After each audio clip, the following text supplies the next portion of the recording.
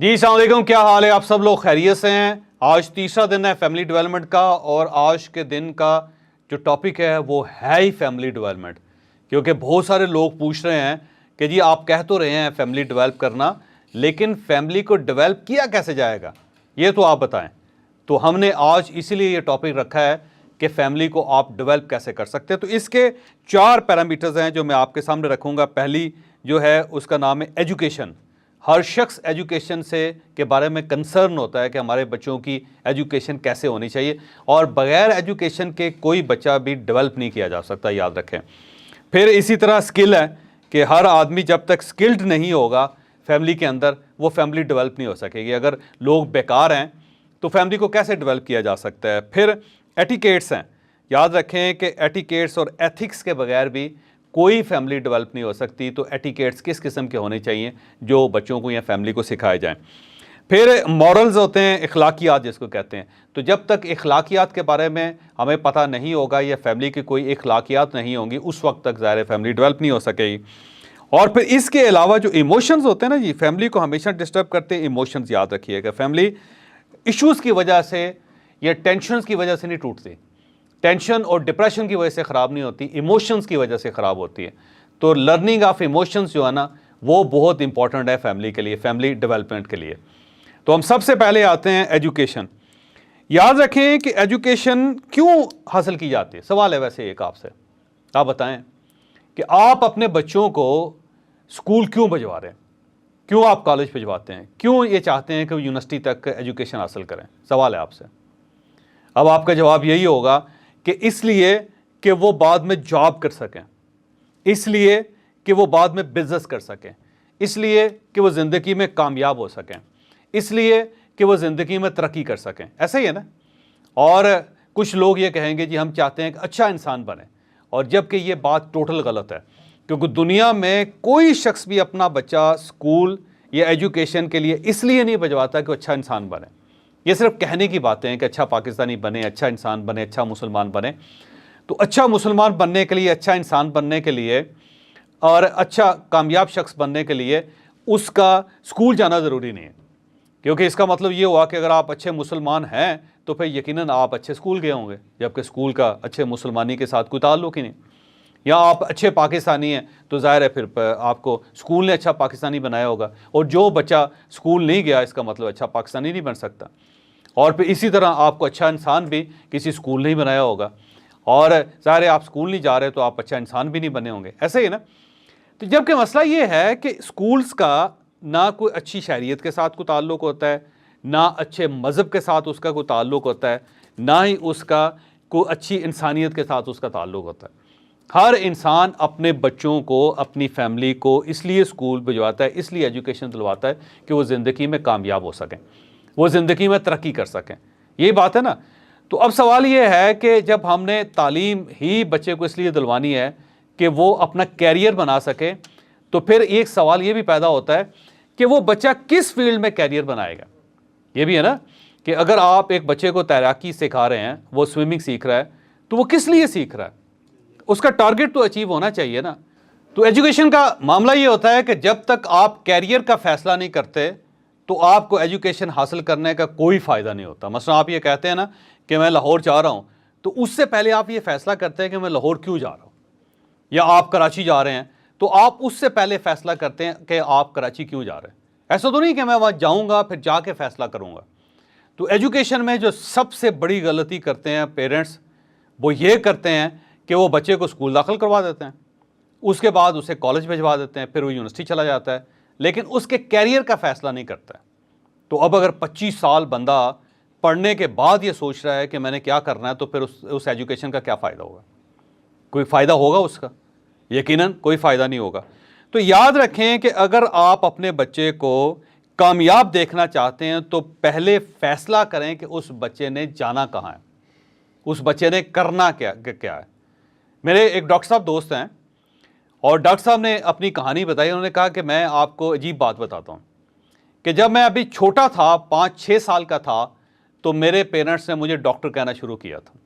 लोगों ने कहा जी मेरा नाम डॉक्टर जावेद इकबाल था, तो मैं जहाँ पे भी जाता था मुझे डॉक्टर जावेद इकबाल के नाम से याद रखा जाता था। तो मेरे पेरेंट्स मुझे कहते थे, फिर मुझे गली मोहल्ले में लोगों ने कहना शुरू कर दिया, फिर मेरे क्लास फेलोज ने कहना शुरू कर दिया, मेरे टीचर्स ने कहना शुरू कर दिया, और मेरे साथ डॉक्टर का जो लाका है या साबका है वो लग गया। और अब मैं डॉक्टर जावेद इकबाल था, मैं किसी जगह पे भी चला जाता तो डॉक्टर जावेद इकबाल था। अब कहने लगे कि अब हुआ ये कि मैं को पढ़ाई में बहुत अच्छा नहीं था, मैं को बहुत FSC में अच्छे नंबर्स नहीं ले सका, तो मैं मेडिकल कॉलेज नहीं जा सका, तो मैं डॉक्टर नहीं बन सका। लेकिन उसके बाद कहने लगा इस तरह हुआ कि मैंने BA किया, फिर मैंने MA कर लिया, MA करने के बाद फिर मैं मुल्क से बाहर चला गया, अमेरिका चला गया, और वहाँ पे फिर मैंने छोटी सी कंपनी बनाई और मैंने काम करना शुरू कर दिया। लेकिन वहाँ पे भी लोग मुझे डॉक्टर जावेद इकबाल ही कहते थे, क्योंकि डॉक्टर का तो नाम मेरे साथ लग गया था। तो एक दिन मुझे बड़ी शर्म आई कि मेरे पेरेंट्स मुझे डॉक्टर कहते थे, मेरे टीचर मुझे डॉक्टर कहते थे, मेरा पूरा शहर मुझे डॉक्टर कहता था। अब यहाँ पे भी जो पाकिस्तानी मिलता है वो मुझे डॉक्टर कहता है, तो मैं डॉक्टर हूँ नहीं, तो मुझे बड़ा अफसोस होता था। तो फिर मैंने कहने लगा मैंने क्या किया, मैंने यूनिवर्सिटी में दाखिला लिया और फिर मैंने PhD की, और PhD करने के बाद जो मेरे वालिद ने मुझे डॉक्टर कहा था उसको मैंने जस्टिफाई किया। तब आप देख लें कि एक वालिद ने बचपन में बच्चे के नाम डॉक्टर लगा दिया, और उसके बाद पूरी ज़िंदगी वो आदमी उसके कॉन्शियस के अंदर रहा कि मैंने अपने वालिद को लेट डाउन नहीं होने देना। और अल्टीमेटली उसने क्या किया, उसने PhD कर ली, और PhD करने के बाद वो बंदा डॉक्टर बन गया। ये एक पंजाब के अंदर एक CM थे, उस्मान बुज़दार साहब, अभी ज़्यादा अरसा नहीं गुजरा इनको, आप जानते होंगे उनको, ज़ाहिर इमरान खान साहब ने उनको CM बनाया था। और एक अजीब मौज़ा था कि एक ऐसा शख्स जो साउथ पंजाब से ताल्लुक़ है, और अचानक जिसका नाम इमरान खान साहब भी नहीं जानते थे, और इमरान खान साहब उसे फिज़िकली और पर्सनली भी नहीं जानते, और उसे अचानक उन्होंने CM बना दिया, और उसके बाद वो 3.5 साल उनके CM में भी रहे। तो उस्मान बुज़दार साहब से मैंने एक बार पूछा कि आपने कभी सोचा था कि आप CM बनेंगे? उन्होंने कहा जी हाँ, मैंने सोचा था। मैंने कहा जी कैसे? उन्होंने कहा जी मुझे यकीन था कि मैं CM बनूंगा। तो मैंने कहा जी आपको यकीन कैसे था? उसमें उन्होंने कहा जी कि मेरे वालिद मुझे CM कहते थे, और जो मेरे हल्के के लोग थे वो मुझे CM कहते थे। उन्होंने कहा जी मैं गरीबों के साथ बड़ा अच्छा था, गरीबों के मैं बहुत काम करता था, उनकी बड़ी खिदमत करता था, तो जो मेरे हल्के के गरीब लोग थे वो मुझे CM कहा करते थे। और फिर एक वक्त आया कि मैं CM बन गया, और लोगों के कहने से मेरे दिल के अंदर भी महसूस हुआ कि मैं कभी ना कभी बन ही जाऊँगा, और फिर अल्लाह ताला ने सुन लिया।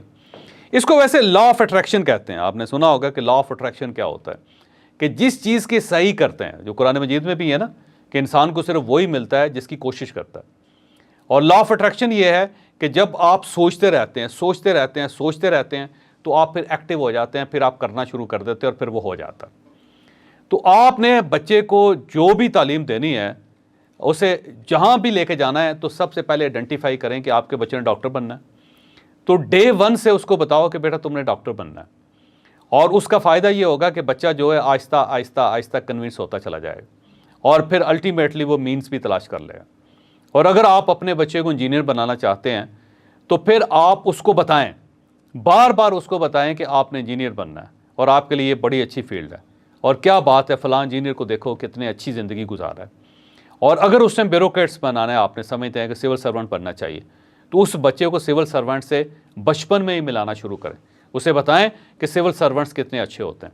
और अगर आपने बच्चे को बिज़नेस करवाना है, तो डे 1 से उसे कहो कि बेटा आपने बिज़नेस करना है, बड़ा ज़बरदस्त चीज़ है, क्या बात है बिज़नेस के, और उससे आपको बड़ा फ़ायदा हो सकता है। तो फिर वो बच्चा जो है वो ट्यून हो जाएगा उस बिज़नेस के लिए, और फिर अल्टीमेटली वो कामयाब हो जाएगा। आपने कहीं देखा होगा कि कई लोग हैं जो अपने बच्चों को बचपन में ही सेठ कहना शुरू कर देते हैं, या उसको बॉस कहना शुरू कर देते हैं, और अल्टीमेटली यकीन करें कि वो बच्चे सेठ बन जाते हैं, वो बॉस बन जाते हैं, क्योंकि आपने पहले से सफ़र उनका तय कर दिया।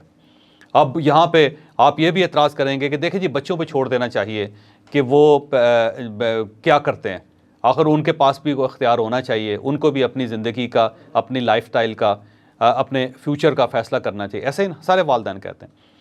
तो मुझे जब भी कोई कहता है तो मैं फिर उससे कहता हूँ भाई फिर आप मज़हब जो है वो भी उसी पे छोड़ देते, आपने पहले दिन ही उसे मुसलमान क्यों बना दिया? आपको ये चाहिए था कि कोई मज़हब ना रखते, वो 25-26 साल का बड़ा हो के खुद ही फैसला कर लेता कि मैंने क्रिश्चियन बनना है, मैंने मुसलमान बनना है, मैंने हिंदू बनना है, मैंने बुद्ध मत बनना है, या मैंने ला दीन बनना है, मैं किसी दीन पे यकीन नहीं करता। तो जब आपने उसके दीन का फ़ैसला कर लिया, मज़हब का फ़ैसला कर लिया, तो फिर उसके फ्यूचर का उसके कैरियर का फैसला क्यों नहीं करते आप? यानी जो काम आपको नहीं करना चाहिए था वो तो आपने उसकी पैदाइश के फ़ौरन बाद बल्कि उससे पहले ही फैसला कर लिया उसका, और जबकि जो काम आपको करना चाहिए उसको आपने 25 साल की उम्र तक छोड़ दिया। तो ये अजीब सा लॉजिक है। और फिर मैं साथ उनको ये भी कहता हूँ कि आपने उसकी ज़ुबान का फ़ैसला भी कर लिया, जबकि आपको उसका ज़ुबान का फ़ैसला नहीं करना चाहिए। तो खुद ही फ़ैसला कर लेता कि बड़ा होकर कि मैंने जर्मन बोलनी है, मैंने इटालियन बोलनी है, मैंने जैपनीज़ बोलनी है, मैंने इंग्लिश बोलनी है, मैंने अरबी बोलनी है, खुद ही फ़ैसला कर लेता। फिर आप उसके लिबास का फ़ैसला भी कर लेते हैं कि उसने कौन से कपड़े पहनने, फिर आप उसके कल्चर का फ़ैसला भी कर लेते हैं डे वन से, जबकि आपको ये भी उसके ऊपर छोड़ देना चाहिए था, जा बेटा अपना फ़ैसला खुद कर लेना 25 साल की उम्र में। जब आप उसके मेजर फ़ैसले कर रहे हैं तो जो कैरियर सबसे इंपॉर्टेंट है, इससे भी ज़्यादा इंपॉर्टेंट है, इनसे भी ज़्यादा इंपॉर्टेंट है, तो उसका फ़ैसला आप डे वन से क्यों नहीं करते?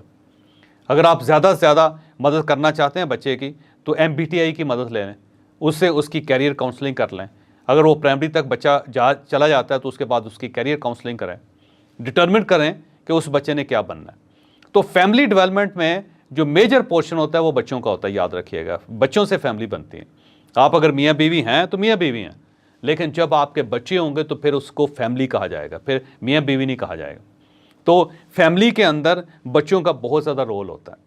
अब अगर बच्चे ख़राब हो गए तो फैमिली ख़राब होगी, बच्चे अगर सुधर गए तो फैमिली सुधर गई, बच्चे अगर आगे निकल गए तो फैमिली आगे निकल गई, बच्चे अगर एक्टिव हो गए तो फैमिली एक्टिव होगी, बच्चों का फ्यूचर अगर अच्छा हो गया तो फैमिली का फ्यूचर अच्छा हो गया। ऐसे ही ना, तो आप बच्चों के कैरियर का उनकी एजुकेशन से पहले फ़ैसला करें।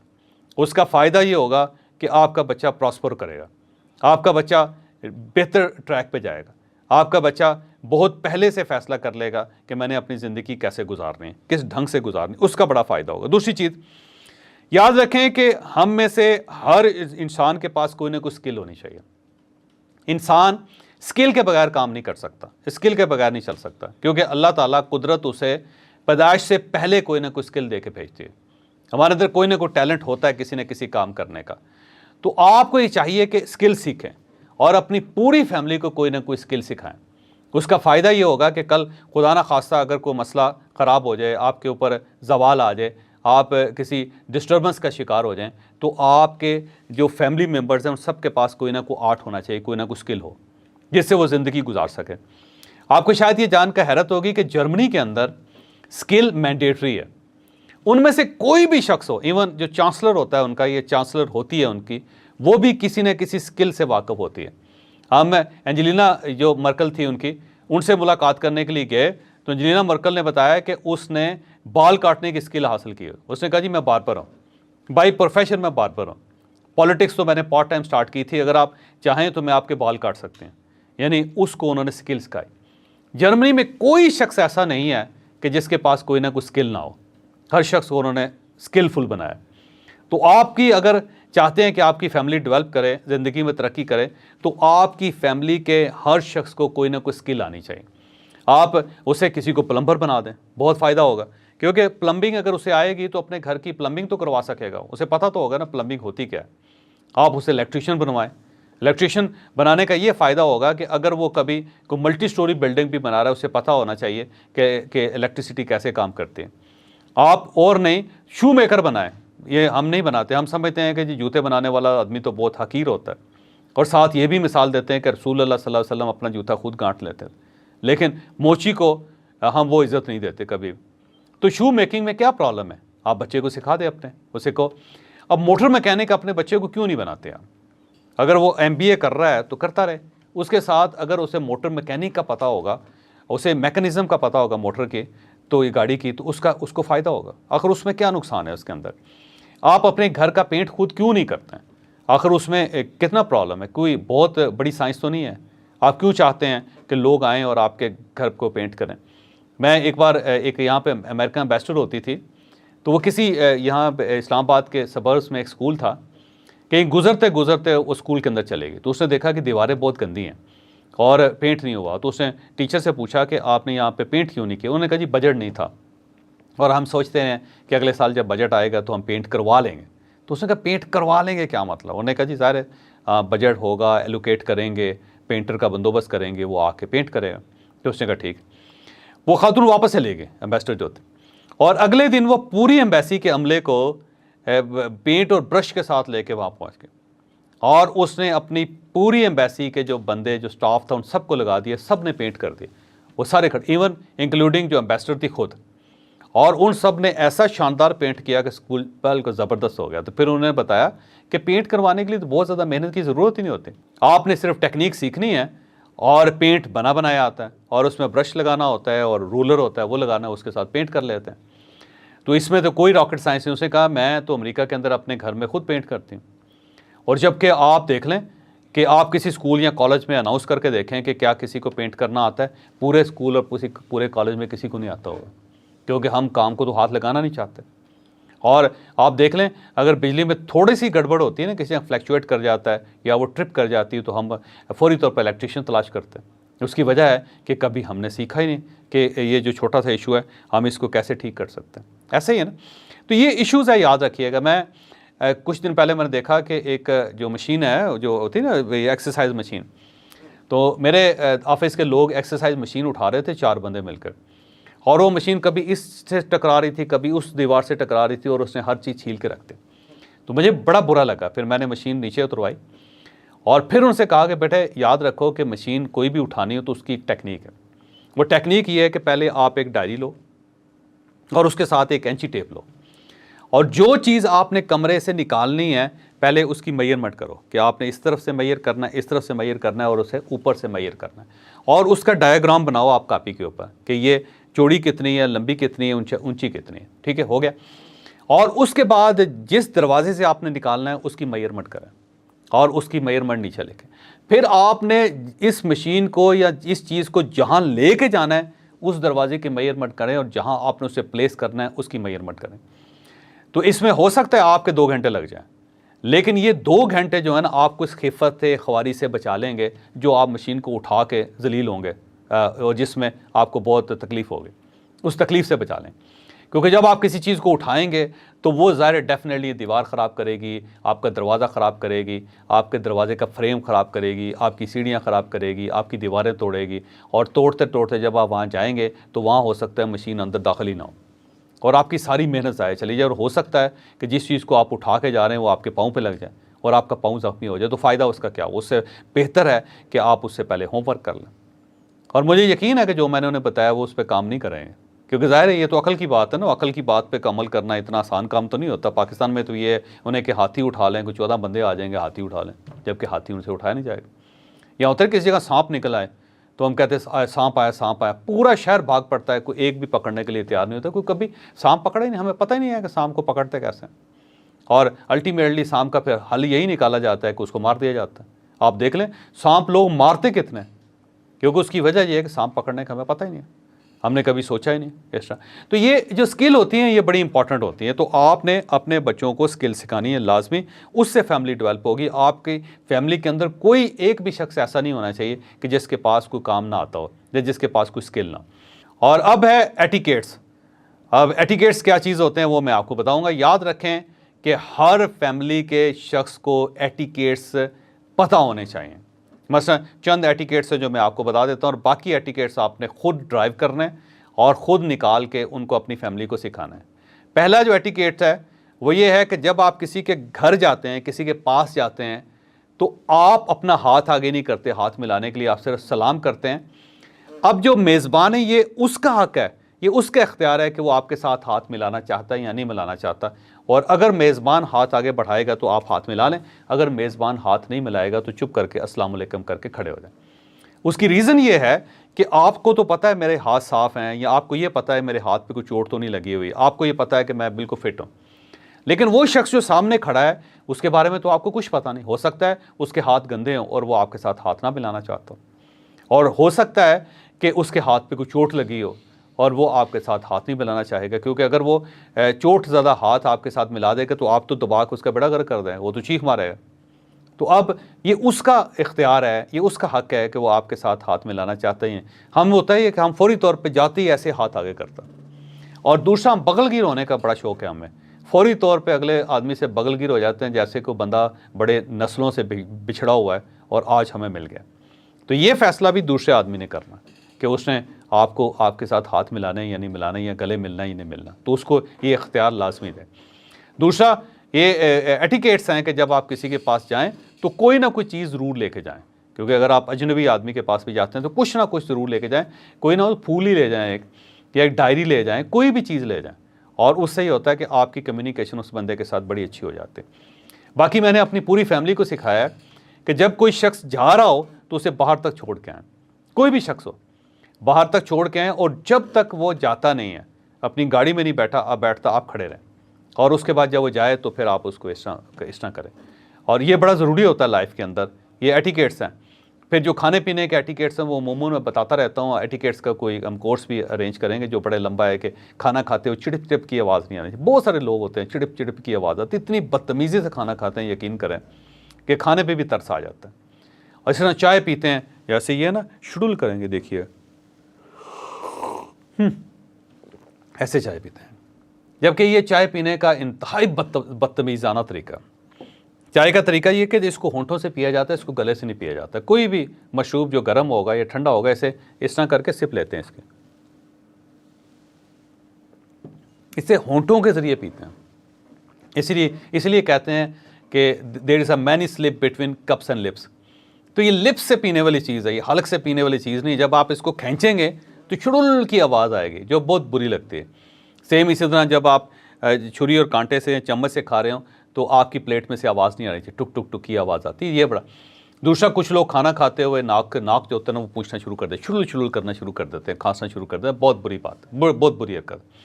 तीसरा, पूरे यूरोप के अंदर आपको मैं बड़ी अजीब बात बताता हूँ कि जहाँ पे कोई डकार मार रहा हो इतना बुरा मनाया जाता है, यकीन करें इतना बुरा मनाया जाता है, इतना बुरा मनाया जाता है कि आप अंदाज़ा नहीं।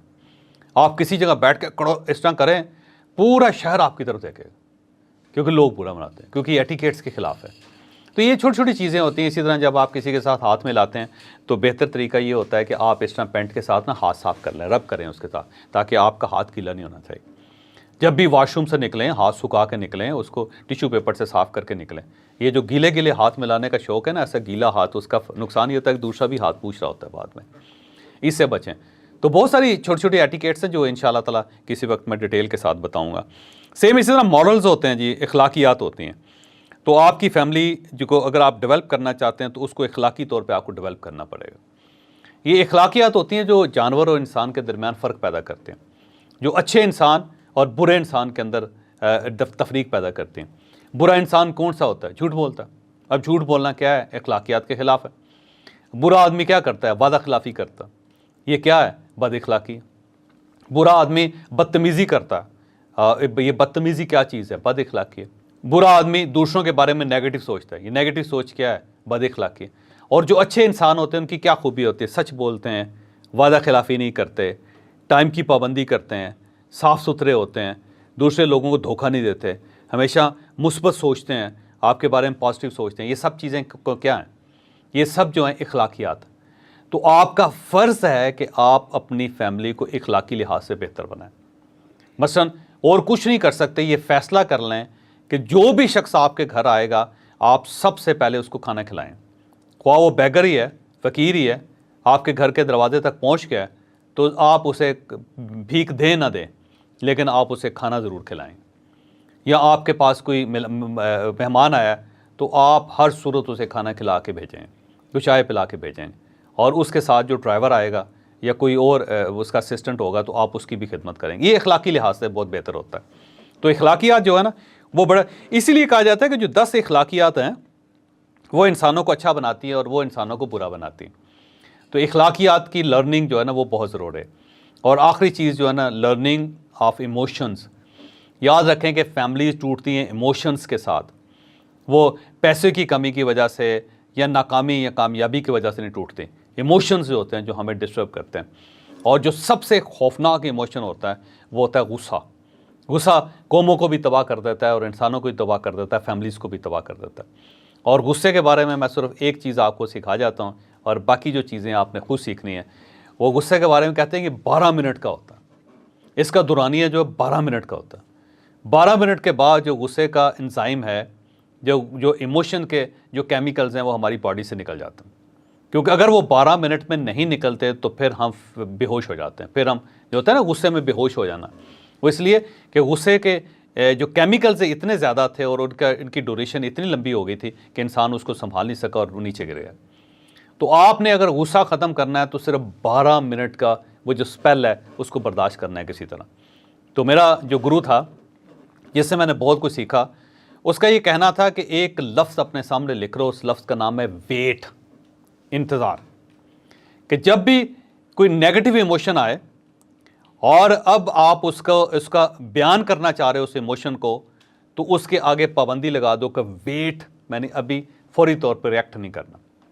तो अगर तुम अपनी रिएक्शन को, नेगेटिव रिएक्शन को रोक लो तो तुम्हारी ज़िंदगी का मसला हल हो सकता है।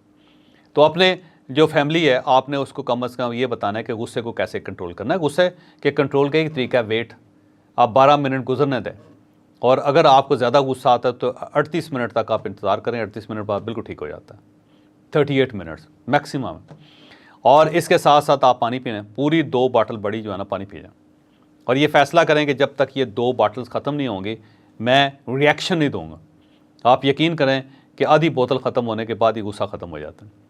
और दूसरा तरीका ये होता है कि बहुत ज़्यादा गुस्सा है ना, आपने मरने मारने का फ़ैसला कर लिया, फौरी तौर पर जाके नहा लें, गुस्सा आपका ख़त्म हो जाएगा। पानी के अंदर बड़ी ताकत है, ये इंसान का गुस्सा पी जाती है। तो आप पानी को गुस्सा पीने दें, वो ख़त्म हो जाएगा। इस तरह ये जो एक्सपेक्टेशन होती है दूसरे लोगों से, वो बड़ी खौफनाक होती है। याद रखें कि इंसान एक्सपेक्टेशन के हाथों जलील होता है, कि जब आप एक्सपेक्ट करेंगे बहुत ज़्यादा तो उससे भी बहुत ज़्यादा प्रॉब्लम होंगे। तो एक्सपेक्टेशन भी कम करें। और ये छोटी सी चीज़ थी जो मैं आपके सामने रखना चाह रहा था। ये सब कुछ नहीं है, इस सब कुछ को सीखने के लिए आपको थोड़ी सी एफ़र्ट करनी पड़ेगी। बस ये थोड़ा सा प्रीएम्बल था, थोड़ा सा फ्रूट चार्ट बना के मैंने आपके सामने रख दी है आज के दिन। तो अगर आप ये अपनी फैमिली के अंदर ये चीज़ें डालेंगे और उनको इन चीज़ों का हिस्सा बनाएंगे तो आपकी पूरी फैमिली डेवलप कर जाएगी। और अगर आप नहीं करेंगे तो फिर आपकी फैमिली क्राइसिस का शिकार हो जाएगा।